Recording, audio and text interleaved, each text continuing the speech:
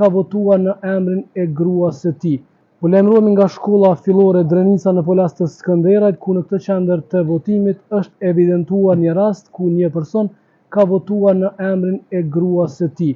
Pra ky person e ka mbushur fletvotimin e gruas së tij dhe e ka hedhur në kuti, derisa nuk i është bindur pra komisionerëve të cilët ishin të pranishëm në klasë. Derisa është njoftuar menaxheri i kësaj qendre dhe ka shkuar në këtë klasë, ai tashmë veç se e kishte përfunduar procesin e votimit, megjithatë çdo gjë është evidentuar nga menaxheri i kësaj qendre, i cili pra edhe e ka konfirmuar këtë rast. Ndërkohë, lidhur me ngjarjen, ne kemi kontaktuar me policinë për rajonin e Mitrovicës, mirë po deri në këtë paraqitje nuk kemi pasur ndonjë konfirmim apo ndonjë përgjigje zyrtare. Ndërkohë, në këtë qendër të votimit po janë evidentuar edhe disa raste të tjera, pra të themi që kanë të bëjnë me votimin e asistuar, ku ka pasur persona të cilët kanë tentuar të asistojnë në disa raste.